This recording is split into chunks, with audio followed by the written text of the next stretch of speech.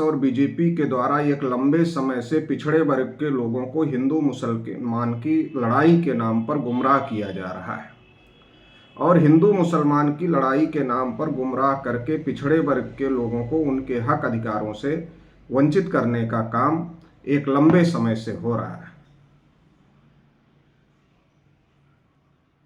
और इसकी वजह से आज तक पिछड़े वर्ग के लोगों की ना तो गिनती हो पाई और ना ही उनको संख्या के अनुपात में जो उनकी हिस्सेदारी मिलनी चाहिए थी वो हिस्सेदारी उनको मिल पाई। पिछड़े वर्ग के लोगों में लगातार हम लोग चेतना पैदा करने का काम कर रहे हैं, जागृति पैदा करने का काम कर रहे हैं और पिछड़े वर्ग के लोगों को इस बात को समझने के लिए तैयार कर रहे हैं कि देश में आरएसएस बीजेपी के लोग हिंदू और मुसलमान की फेक लड़ाई निर्माण करके,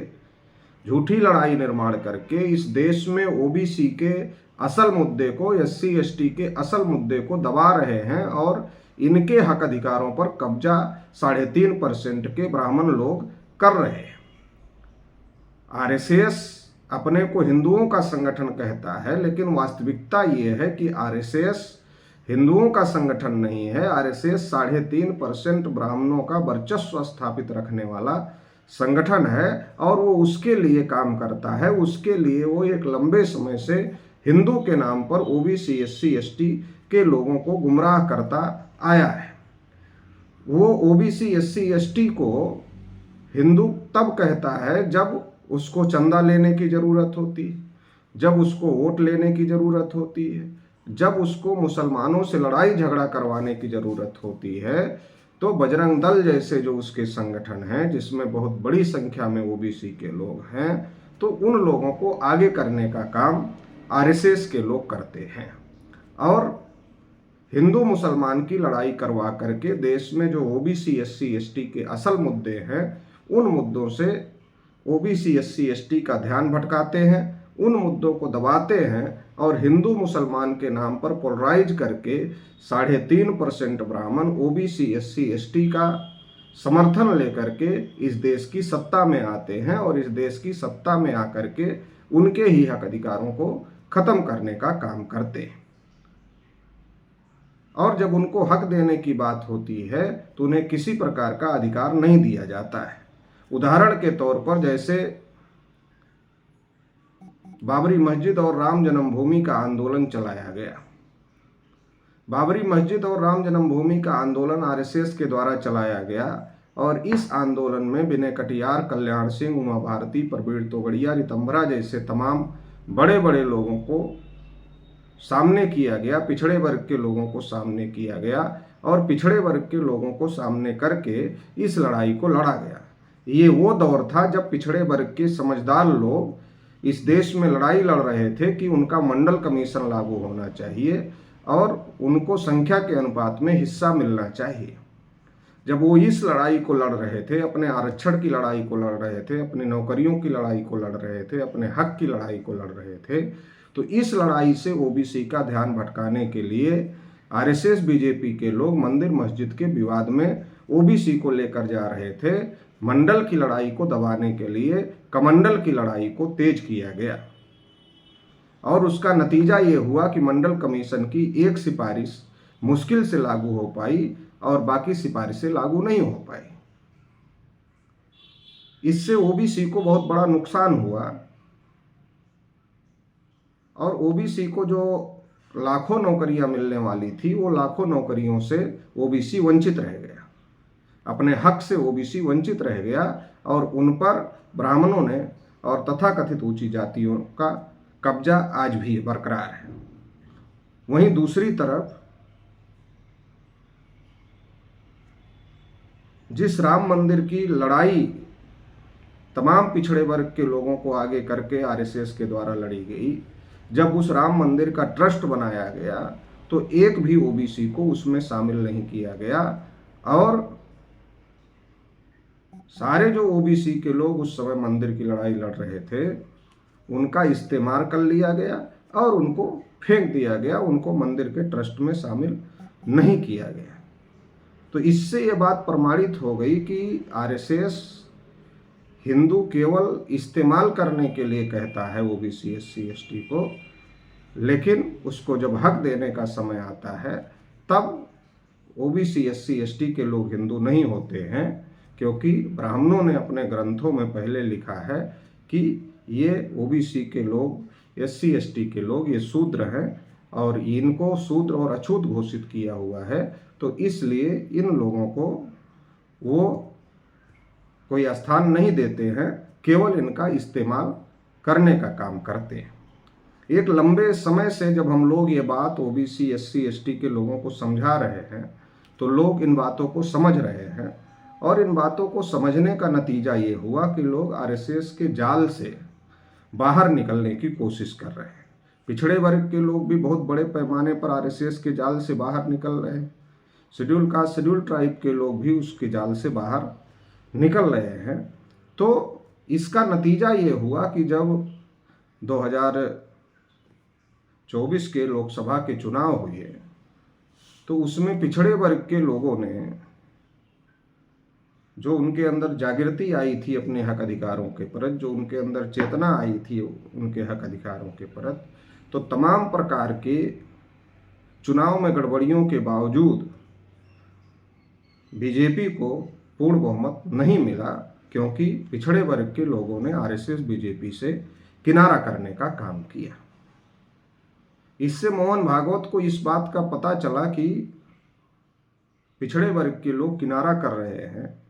इसलिए जो आरएसएस जाति जनगणना का विरोध करती थी उसने राग अलापना शुरू किया कि जाति जनगणना से उनको कोई दिक्कत नहीं है, लेकिन उसका राजनीतिक इस्तेमाल नहीं होना चाहिए और वोट लेना है लेकिन धोखेबाजी करना है। इस नियत से जाति जनगणना की बात तो कैबिनेट में की गई, लेकिन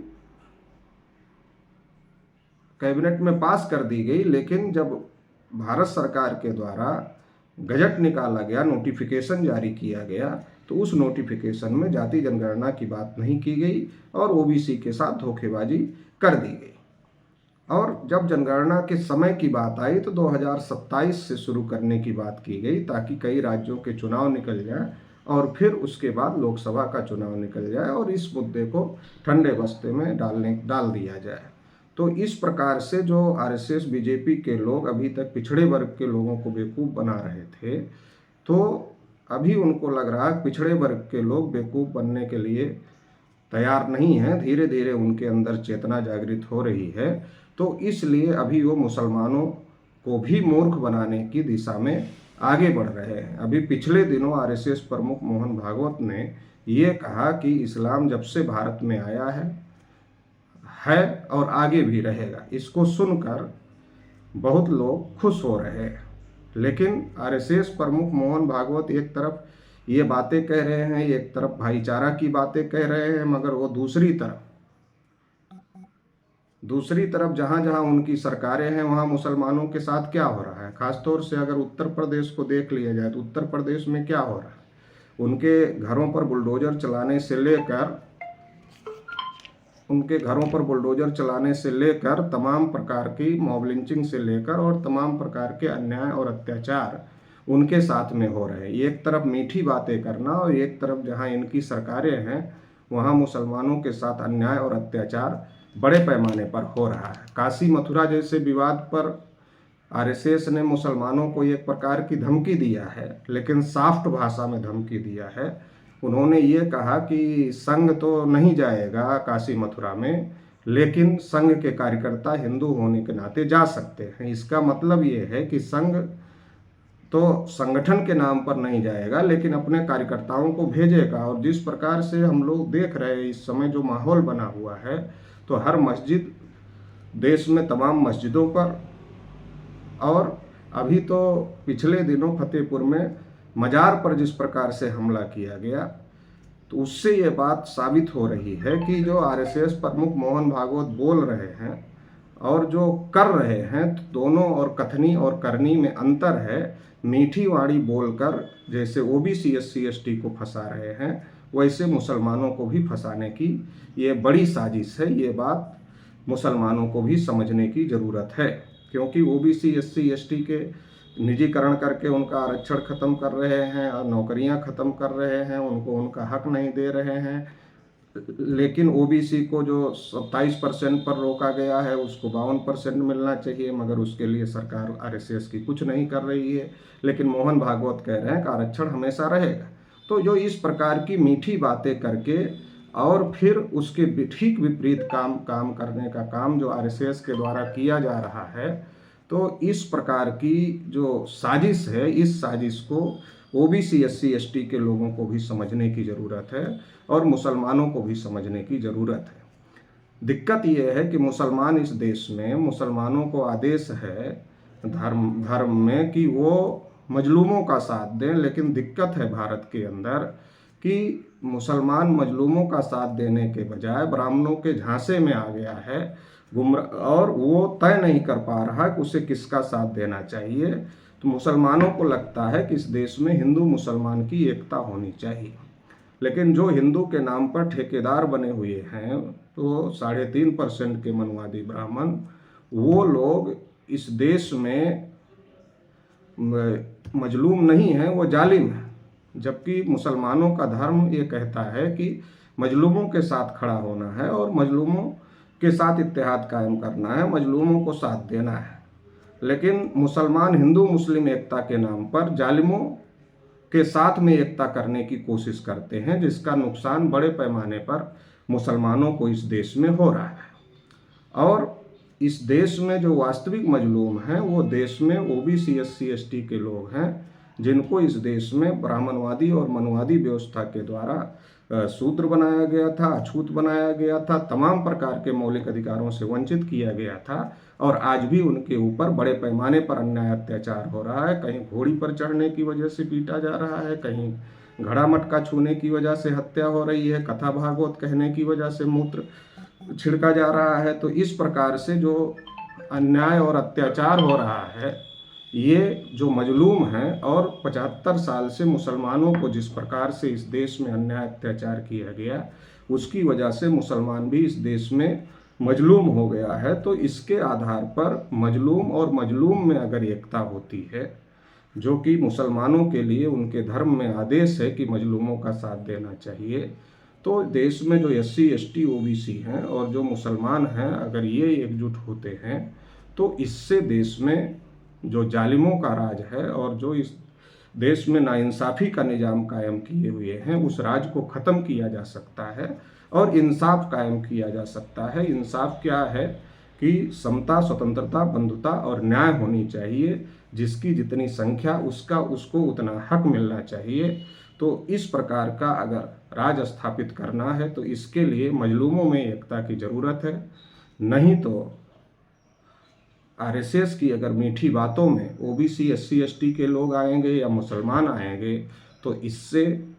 इन सब के लिए खतरा है। और आरएसएस इस देश में ना तो संविधान को मानता है, ना तो लोकतंत्र को मानता है, जो उनकी आंतरिक इच्छा है। वो तो इस देश में मनुस्मृति लागू करना चाहते हैं और इस देश के तमाम बहुसंख्यक लोगों को गुलाम बनाना चाहते हैं। एक तरफ वो मुसलमानों से दोस्ती का हाथ बढ़ा रहे हैं, दूसरी तरफ काशी मथुरा के लिए मुसलमानों को नसीहत दे रहे हैं कि इसको छोड़ देना चाहिए मुसलमानों को, इसके बाद दूसरे पर कोई अधिकार नहीं जताएगा। लेकिन इसी प्रकार की बात अयोध्या के लिए भी कही गई थी, लेकिन बाद में अब काशी मथुरा और देश के तमाम मस्जिदों पर दावे ठोके जा रहे हैं। तो इसलिए अगर इन सारी साजिशों से बचना है तो देश में ओबीसी एससी एसटी और माइनॉरिटी को एकजुट होना जरूरी है और एकजुट होकर इस देश में अपने हक अधिकार के लिए संघर्ष करना है और देश में इंसाफ कायम करना है। इसके लिए हम सभी लोगों को मिलजुल कर कोशिश करना है। आप सभी लोग इसके लिए कोशिश करें।